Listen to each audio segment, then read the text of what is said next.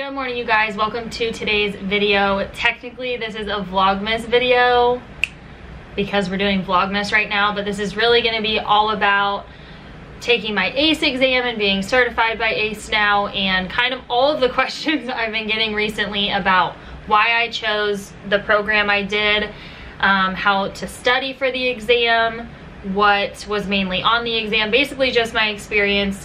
But it's going to be heavily weighted on the exam itself because that's what I've gotten a lot of questions over. So to get started, the word of the day for Vlogmas is going to be certified, because I just got certified. That's why I'm making this video. You guys want to be certified. That's why you're watching this video. So Vlogmas, word of the day is certified. For those of you who don't want to continue watching, goodbye. Thank you for clicking on the video. I will see you tomorrow for a normal vlog. For everyone else, I hope you guys find this very helpful. I'm really just gonna try to go through as much content as I can to help you prepare for your exam, what I found really helpful, and hopefully help you manage your time better and not waste time focusing on things you don't need to focus on. So first things first, I am certified by ACE.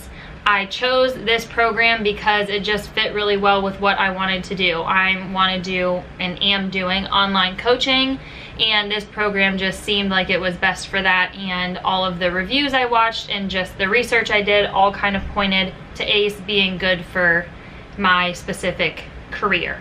So that's why I chose it. My recommendation for all of you is to just do your own research. There's NASM, ACE, there's a bunch of different programs out there, and all of them are going to differ a little bit. If you want to work in a gym like Lifetime or LA Fitness and be a personal trainer through them, if you want to have your own business and do in-person training and like rent a space, all of the different programs might cater to that career choice a little bit better. So just do your research. Now getting into ACE and how long it took me before I took the exam, how the exam was, all of that jazz, all of the stuff you're probably here for. So ACE gives you 6 months to learn all of the content. I purchased the biggest package, so I got this big book. I got the Essentials of Exercise Science book, which is definitely a lot smaller, and then the study companion. And then you obviously get online access to the whole course and the practice exams and all of that stuff. I personally followed the online course to a T. I didn't skip any chapters, anything it told me to do in all the lessons, I did it, which in the beginning is a lot of reading out of this book, The Essentials of Exercise Science.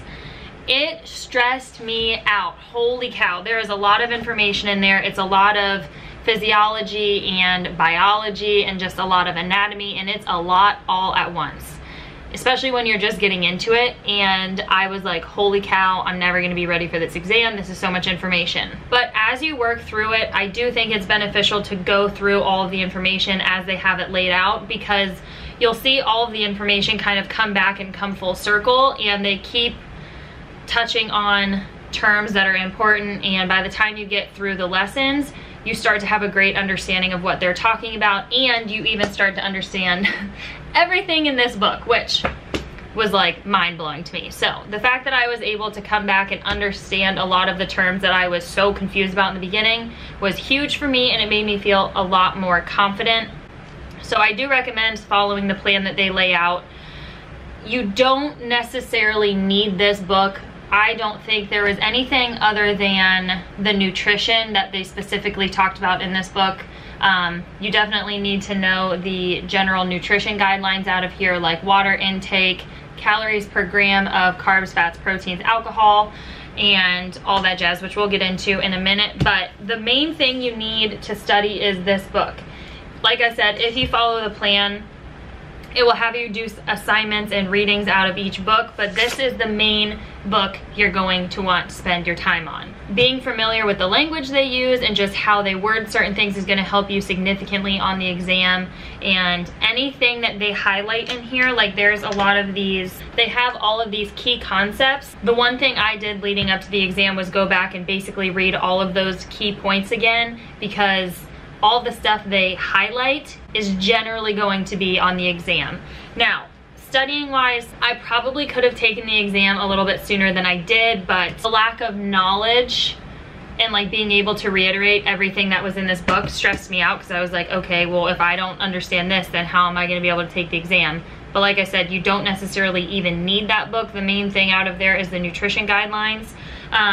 So I probably could have taken the exam sooner than I did. I did take the full 6 months. I also had a lot of other stuff going on, but I would say don't rush into it. The longer you take, the better, because at the end of the day, you're going to understand the information more. And I just think you're going to be a better trainer if you have a better understanding. And even though you don't necessarily need to know a lot of the information out of this book to take the exam, it's still really good information to know and have at least a knowledge of, and that's why they have it in the online study plan. I wrote a whole little list, not little, big list, over all of my recommendations on what's on the exam, how to study for the exam, all of that stuff. Starting off, when you are ready to take the exam, you've gone through the whole online portion or read this whole book, in the back, in Appendix B, I think it is, yes, they have an exam outline.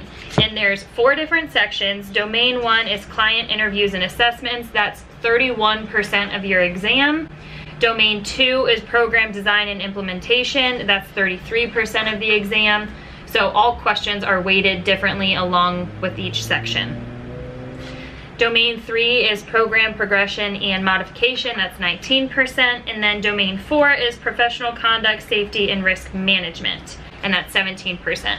So they go through and list basically everything you need to know. If you haven't already gone through that, that's the very first thing you should do. Kind of just like scan through and take a look at what things you have just like a good knowledge of right off the bat after reading it, or if there's some stuff you're like, I don't really remember, or nothing's coming to your mind when you're looking at it, I would definitely go back and look at those sections. Aside from that, they have 2 practice exams online. Once you get done with the whole lesson plan, the ending, it goes through, there's like 4 different videos, 1 for each section, where they go over a broad overview of the section. That is not enough to take the exam. Like, you definitely have to go back and study and read things out of the book, make some flashcards over the topics you don't know. Just watching those 4 videos is definitely not going to be enough. So I watched all those videos, and then before I started really studying, I took the first practice exam just to see where I was.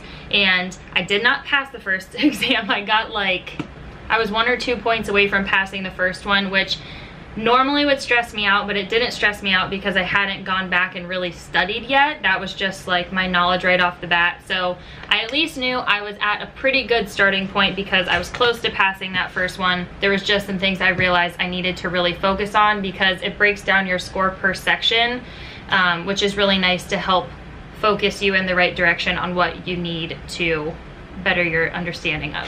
Now going into the exam itself. I'm assuming every single person gets relatively similar questions. I know some of them probably are different.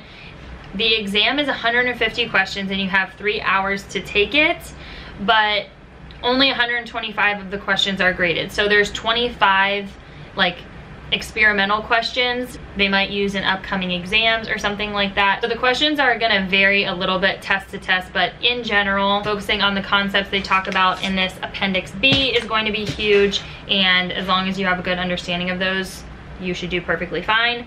On my exam that I took, which is now 4 days ago, this is what was most prominent on mine.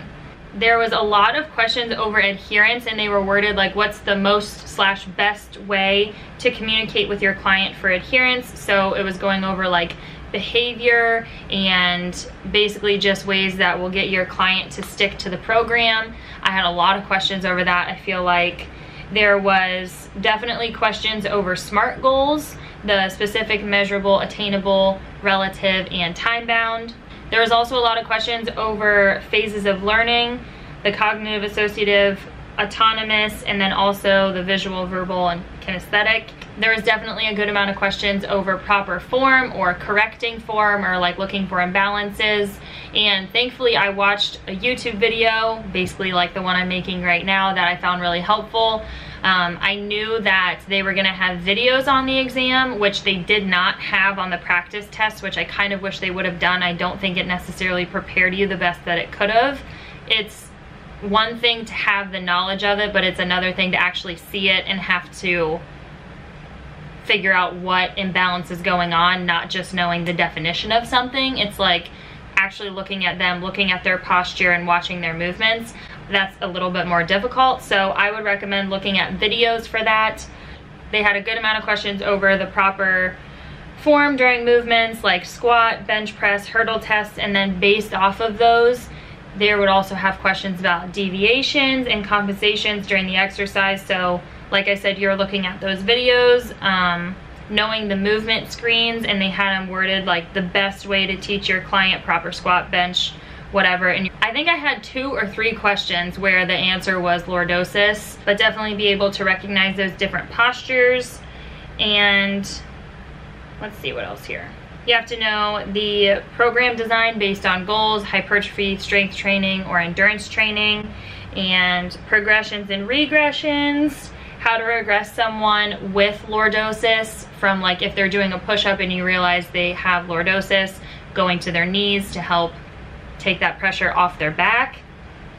And contradictions for tests, most of them I think were related to low back pain, and at least on my exam. There were some questions over safety. What's the first thing you should do in this situation or whatever, knowing the RICE acronyms. Trans-theoretical model. I actually only had a few questions over the trans-theoretical model, which I was kind of surprised about because I feel like they really like drilled that into your head in the book and on the practice exams. So that's where I think everyone's test is a little bit different, because I thought I was gonna have a lot more questions over that. Knowing the nutrition, protein, carbs, fats, how to calculate all of those, looking at food labels. Definitely know proper water intake and the recommended protein values for a person. I feel like I got that question a ton on the practice exams. I had like 2 to 3 water questions on the actual exam, so going over that was super helpful, and that's what was in this book. The Essentials of Exercise Science has a whole section over water intake, nutrition, protein, like it breaks down everything.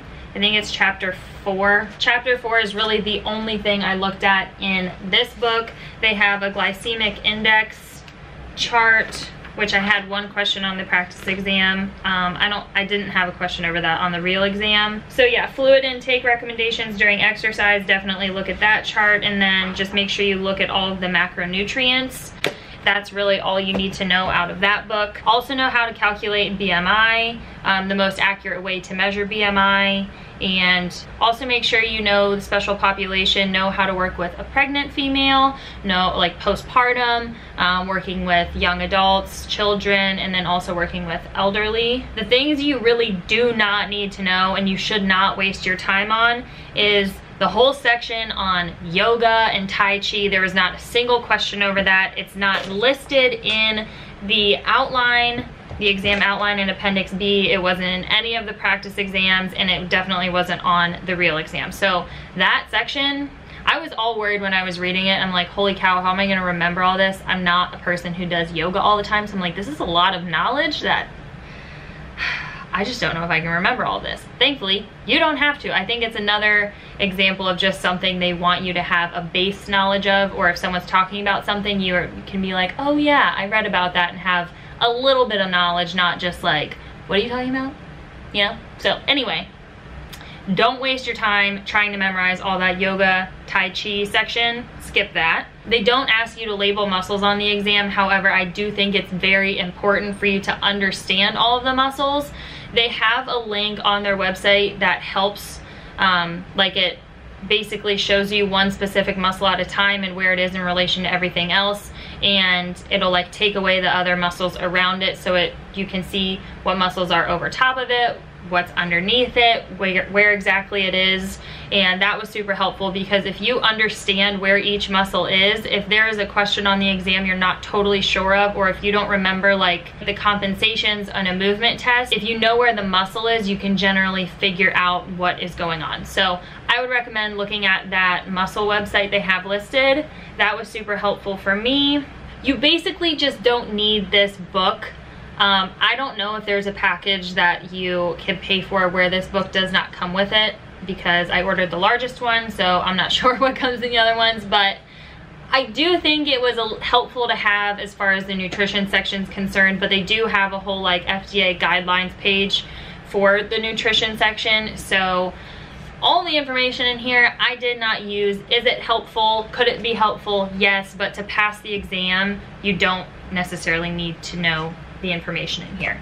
I'm glad I have it because I can go back if I ever have a question or want to understand more of the physiological stuff more, I can. But mainly just focus on the Appendix B, go through everything, study the things you right off the bat need to know more, and you should be good. Make sure you also know the forms. I think I had like 3 questions over the informed consent form and like what it means.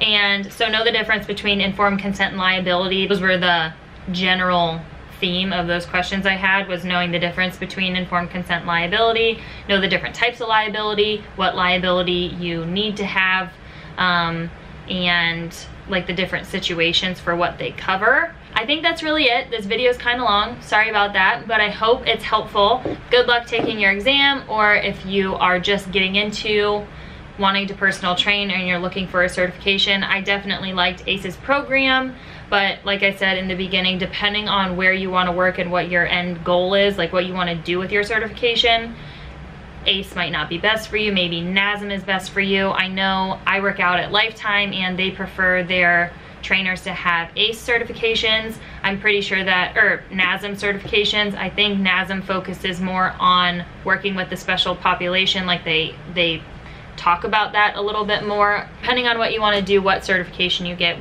will just probably differ a little bit, but just do your research and you will be fine. You'll figure out which one you need, and yeah, that's all I have. Thank you guys so much for watching this video. I hope it was helpful. I hope you enjoyed it. I will see you guys in tomorrow's vlog. Back to a Vlogmas vlog. I need you to fight for me when I don't know what I believe. Why does everybody leave? Show me what it's like to dream.